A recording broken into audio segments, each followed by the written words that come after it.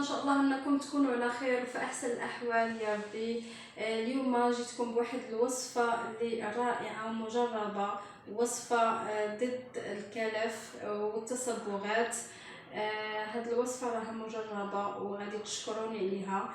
العديد من النساء كيتشكاو من هاد الكلف او التصبغات بسبب فصل الصيف او البشره اللي كتكون حساسه. وبالنسبه للناس اللي في المسابح ولا مشاو تبحروا هذا العام هذا، فانا جيتكم بواحد الوصفه اللي رائعه وغترحموني عليها ان شاء الله. ودابا ان شاء الله غادي نعطيكم المكونات ديال الوصفه. عندي هنا الحلبه، وعندي الفول المصري اللي معروف بالترمس، وعندي هنايا الحمص مطحون، وعندي هنا الفول مطحون، وعندي هنا الطين الابيض، وعندي هنايا خل التفاح. على بركه الله غادي نبدا. عندي هنايا 16 مليلتر ديال الحمص مطحون، وغادي ندير بنفس القياس الفول، وعندي هنايا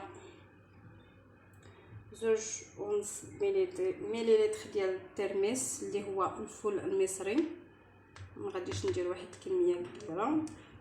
وعندي هنا 5 مليلتر ديال الحلبه مطحون. المهم هادشي كامل كنطحنوه،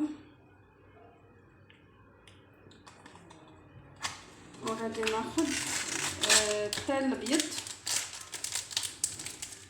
غادي ناخذ نفس القياس ديال الفول الابيض، الفول والحمص مطحون.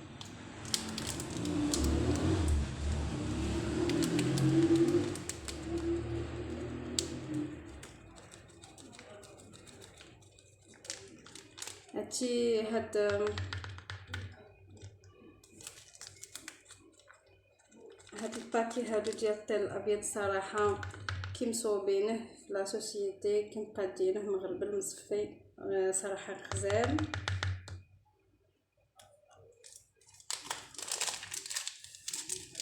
يمكننا غنحتفظوا بالباقي المره اخرى زعما باش غادي نعاودوا الوصفه. ما كتدارش غير مره واحده.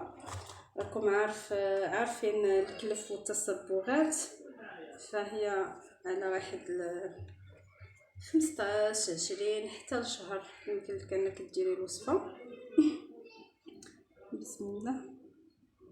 وغادي ناخذ 16 مليلتر ديال خل التفاح. خل التفاح يمكن لك انك تاخديه واجد. سمحوا لي نسيت ما حطيتش ما ورد، ولكن يعني هو ضروري في الوصفه. بنفس القياس ديال خل التفاح فكنضيفوا ما ورد.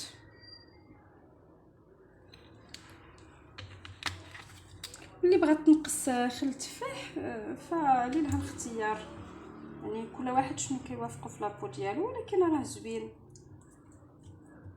بعد ما تماسك وتجانس الماسك ديالي فغادي نبدا نوضعو على الوجه ديالي.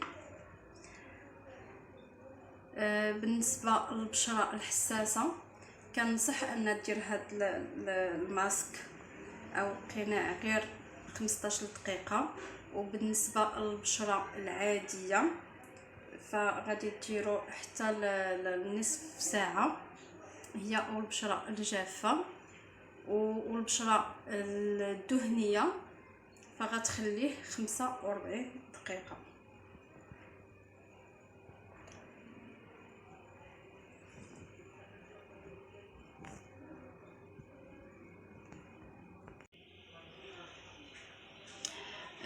بقيت كنفضل انني نصور لكم لي ماسك، حيت واحد المتتبعه قالت لي انا ما كنزعمش ندير لي ماسك، ولكن ملي شفتك درتي لوجهك فانني زعمت غادي نزعم ان شاء الله وغادي نجربو. وعلى حسب ان شافت البشره ديالي بانت لها صافيه وزعما يعني زوينه، فهاد الشيء اللي خلاني انني نبقى وغير سمحوا لي راه شي مره كنصور حتى الوحده د الليل او لا 12 د الليل او لا الزوج، كنكون شويه ما واجداش وفاتيكي، فراكم عارفين غادي تعذروني. وكنتمنى ان شاء الله الوصفه تفيدكم وتحيد داك المشاكل ديال الكلف والتصبغات اللي حنا كاع النساء كتعجبنا تكون البشره صافيه وما فيها حتى حاجه، ولكن كيعجبنا نمشيو نتبحروا ونعوموا، ولكن وزعما يعني البشره ديالنا تكون زوينه صافيه كلير. من بعد ما سال الوقت ديال الماسك ديالي، حيت انا البشره ديالي حساسه، فخليته 15 دقيقه. دابا كيف ما كتشوفوا النتيجه عجبتني بزاف، وهانتوما كتشوفوا حتى نتوما واحد ليكلا اللون كيتفتح وخلاص كيرطب كيبيض. كنشوف شي حوايج اللي زعما في البشره ديالي ماشي كيف ما في الاول. انا شفت راسي في المرايه صراحه عجبتني النتيجه غزاله، ودائما هاد النتيجه كنشوفها ملي كنبغي نديرو. صراحه انا كنت كنديرو شحال هادي، مي حاليا الحمد لله ما عنديش مقابله راسي بالليكرو ديالي. ودابا غادي ندير لكم واحد الكريم امورتي النتيجه كيف ما كتشوفوا، وكنصحكم بواحد الكريم عندي انتي روجور بالنسبه للابو الحساسه. انا لابو ديالي حساسه بزاف، داكشي علاش خليت الماسك 15 دقيقه. وبالنسبه انكم تقدروا ديروا واحد الكميه قليله ديال خل التفاح، يعني حتى تجربوا وتشوفوا لابو ديالكم واش غادي تقدر تقبلوا، واش غادي تقدر حيت كل واحد وسبحان الله والبشره ديالو. انا ديجا كنت مشيت عند طبيبه اختصاصيه في يعني في التجميل، وحرنا بزاف ديال ليكرو واقي الشمس، يعني بزاف اللي عطاتني هاد القيط اللي وافق لي البشره ديالي. مع ديجا كنت كندير انا السيباميد ديال المانيا، صراحه غزال مي في المغرب ما بقاوش كيجيبوه، ولكن غزال. كلشي كان كيسولني اشنو كديري لوجهك، انا كنت كندير غير ليكرو، كندير حتى حاجه، حتى فوندوتا ولا اي حاجه كنت كناخذهم. فاذا كانت عندي شي حفله عرس او المهم يعني حتى لا كنت معروضه صغار فاش كنديرهم، هادشي اللي كاين. ودابا عندي هذا ايزيس فابا انتي روجور. من بعد الماسك اللي كيحمر الوجه يقدر انه يديرو، المهم انا هذا دائما عندي. نتمنى ان شاء الله ان الوصفه ديال اليوم تكون عجبتكم، واكيد غادي تعجبكم. غير داوموا عليها على الاقل 3 المرات في السيمانه او لا 2 المرات في السيمانه لمده الشهر، وان شاء الله غتلقى واحد النتيجه اللي رائعه. كيفتح البشره وكيعطيها واحد الليكله، ما نقول لكمش النتيجه صراحه غزاله. ولكن كما وصيتكم خل التفاح يعني ما ورد عادي راه زوين، وبالنسبه للبشره الحساسه ولا البشره العاديه ولا البشره الجافه ولا الدهنيه.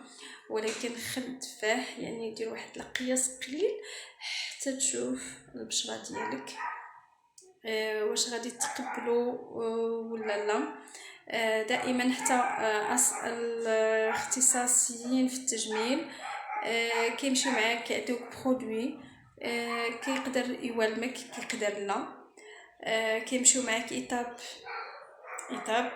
يعني كل واحد ولابو ديالو، حتى واحد ما كيشبه واحد. هو كيعرف كاين اللي كيدير غير مطيشه كتحمر له الوجه، كاين اللي كيدير غير شي حاجه ناتوريل كتحمر يعني ما كتوالموش. فنصيحتي ان كل واحد شنو كيولمو. فالفول والحمص والفول المصري والحلبة، فغنيين عن التعريف يعني.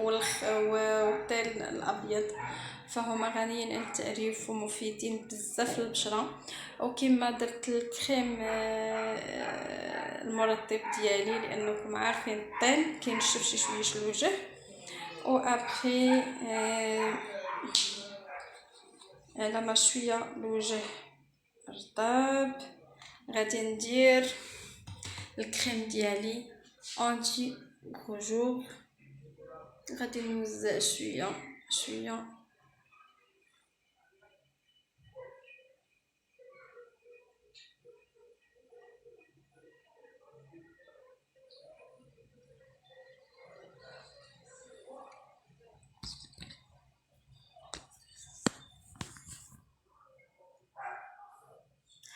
صراحه انا راه واحد الطبيب هو اللي علمني كيفاش نحط الكريم على وجهي. فكيقول لك خدي كميه قليله ووزعيها على البشره ديالك.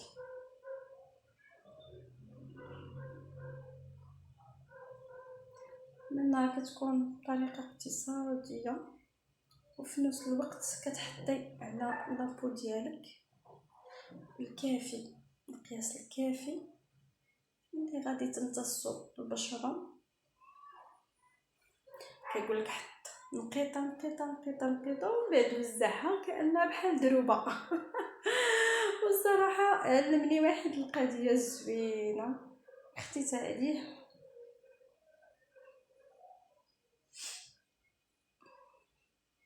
حتى هو زوين كيعطي واحد ليكلا واحد اللمعه للوجه.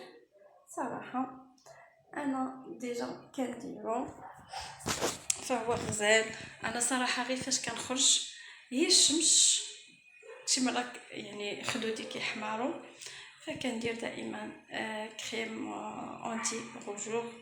فكل واحد كياخد الكريم اللي كيوالمو ويوالم البشره، وكتبقى على حسب الاسماء ديال الكريم. فهي يمكن لك اي كريم كتمشي للبارا اولا لا فارماسي كتاخد اي كريم اللي كيولم لابو ديالك. ودائما كاينين شي امور اولا شي حاجات اللي كما نقولوا ما كتعالجش بالوصفات، فكيكون خاصها طبيب معالج او طبيبه اختصاصيه ديال التجميل. فهما كتر عاوتاني حيت كل واحد هذه غير كنحميو البشره ديالنا وكنوقيوها وكنتهلاو فيها وكنعطيوها واحد ليكلا. بصح هما وصفات مقننين وزويونين وبالتجربه، ما كنعطيوكم شي حاجه غير هكاك. ولكن كاينين شي حالات اللي وصلوا الواحد ستاد اللي بزاف يعني خاصهم طبيب ديال التجميل هو اللي يشوفهم وكيكونوا لي تريتمون. نتمنى ان شاء الله انكم تكونوا على خير وتعجبكم هذه الوصفه ديال اليوم. وما تنساوش تدعموا قناه وصفات بتول، ودائما ان شاء الله الجديد.